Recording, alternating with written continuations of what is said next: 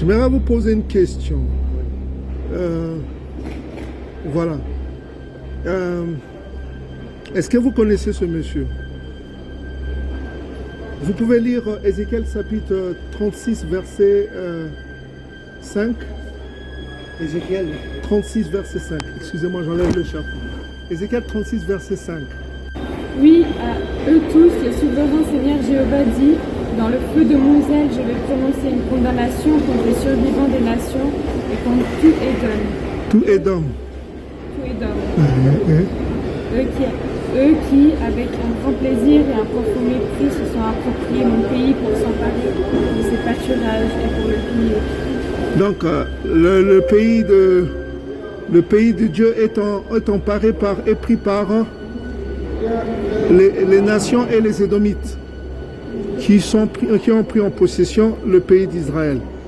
Ma jalousie, je parle contre toutes les nations et contre Édom tout entier qui se sont donné mon pays en propriété. Donc Édom est devenu le propriétaire d'Israël et les nations.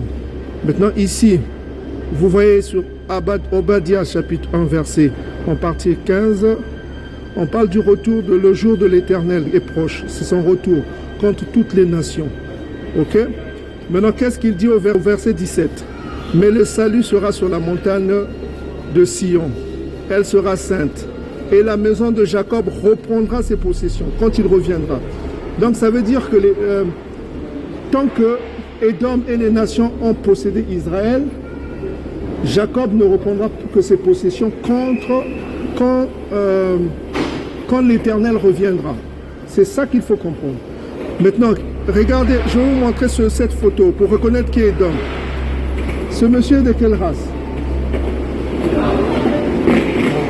Un Européen. Un Européen. Voilà, un Européen. Regardez, c'est qui ce monsieur? C'est le même. C'est le président de l'État d'Israël. Il s'appelle Isaac Herzog. C'est le président d'Israël. Donc c'est lui qui est à la tête d'un pays qui est la possession. C'est eux qui ont pris en possession Israël. Et les nations, les autres nations, c'est quoi? C'est les Arabes qui sont là, qui ont pris en possession Israël, la terre de l'Éternel.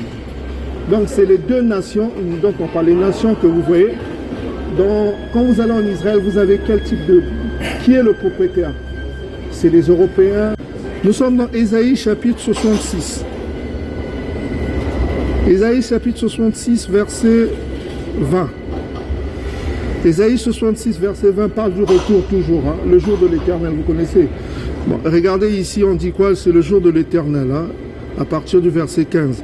Car voici, l'Éternel arrive dans un cheveu, tout ça comme ça en colère, hein, c'est son retour. Maintenant, il dit ici, au verset 20, on va aller vite, il dit ici, à ma montagne sainte, à Jérusalem, l'Éternel, comme les enfants d'Israël, apportent leur offrande dans un vase pur à la maison de l'Éternel. Ça, c'est les lois mosaïques qui vont revenir. Hein. Ça, c'est Ésaïe. Voilà, ils vont apporter les offrandes. Voilà. D'où est-ce qu'ils viendront? Regardez, Sophonie chapitre 3, verset 10, dit quoi? Sophonie, attendez-moi, dit l'Éternel, au jour où je me lèverai pour le butin, car j'ai résolu de rassembler les nations, de rassembler leurs nations pour reprendre sur eux ma fureur. Ça, on tombe dans Matthieu chapitre 25, verset 36 à 38, là où Jésus-Christ dira, le Fils de l'homme est assis sur son trône, il dira aux nations à droite, tout ça comme ça. Ça reflète ça. Voilà, le retour. Maintenant, il dit ici, on vient de lire dans Ésaïe 66, verset 20, que les enfants d'Israël vont apporter les offrandes, comme l'exige la loi mosaïque. Quand un roi est là, il faut apporter des offrandes. C'est une loi mosaïque. Ok? C'est Moïse qui a exigé cela. Et ça s'est reflété dans 1 Samuel, 2 Samuel, c'était une pratique. Okay? Quand le roi vient, il faut apporter des offrandes. Donc comme en l'occurrence le roi va venir, Ésaïe 66 verset 20 dit qu'ils doivent apporter. Voilà. C'est ce qu'on fait. Maintenant, regardez ce qu'il dit ici. D'où viendra son peuple? Il dit d'au-delà des fleuves de l'Éthiopie. Mes adorateurs, mes dispersés m'apporteront des offrandes. Donc son peuple est dispersé au-delà des fleuves de l'Éthiopie. En ce jour-là, tu n'auras plus à rougir, c'est-à-dire honte, quoi, de toutes les actions par lesquelles tu as péché contre moi. Donc s'ils sont dispersés là-bas parce qu'ils ont péché contre Dieu.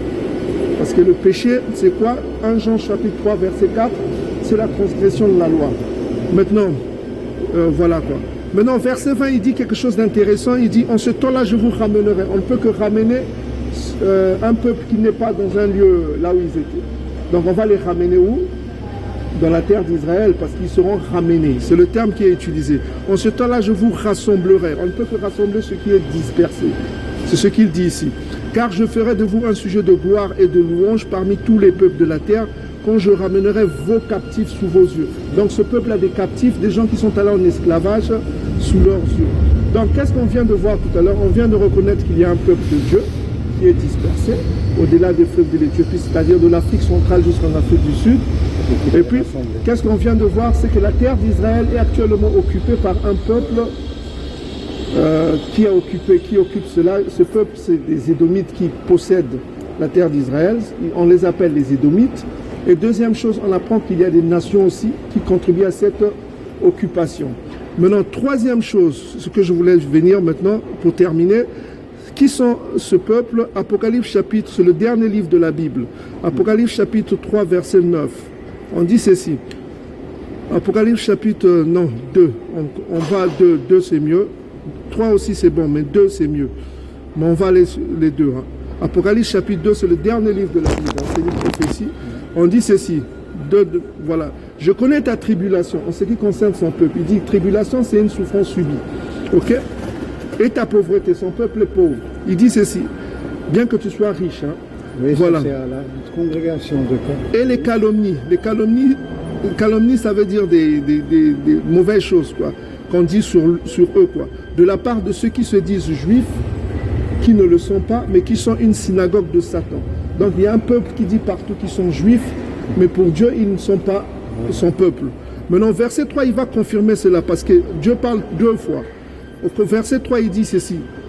9. Voici, je te donne ceux de la synagogue de Satan qui disent qu'ils sont juifs, ne le sont pas, mais qui mentent. Donc il y a un peuple qui dit partout qu'ils sont juifs, mais ils ne sont pas, ils mentent. En fait, c'est des Édomites, parce qu'on vient de voir que c'est eux qui occupent la terre d'Israël. Ils mentent partout en disant aux gens qui sont juifs. Ok? Or, le monde est tombé dans ce piège. C'est 2 Thessaloniciens chapitre 2, 11 à 12. C'est-à-dire qu'il y a une puissance d'égarement, un mensonge qui sera répandu. Les gens croiront en ce mensonge. Ils croiront que c'est une puissance d'illusion. Le monde entier est au pouvoir du méchant. Voilà, ils vont croire en ce mensonge. Jérémie chapitre 16, verset 19 dit, c'est si ce monde va croire en ce mensonge. Donc on dit, si je te ferai, voilà, c'est ça. Donc vous avez compris en un mot. Voilà. C'est le message, c'est quoi? Donc le message c'est quoi? Est-ce que vous avez l'amour de la vérité ou vous aimez le mensonge? Le siècle que nous vivons... On aime la vérité, c'est pour ça. Maintenant, si vous aimez la vérité, qu'est-ce que vous pensez de cette démonstration que je viens de vous faire? Je ne pense à rien. En somme, le peuple d'Israël, il a été dispersé parce qu'ils ont désobéi à Dieu.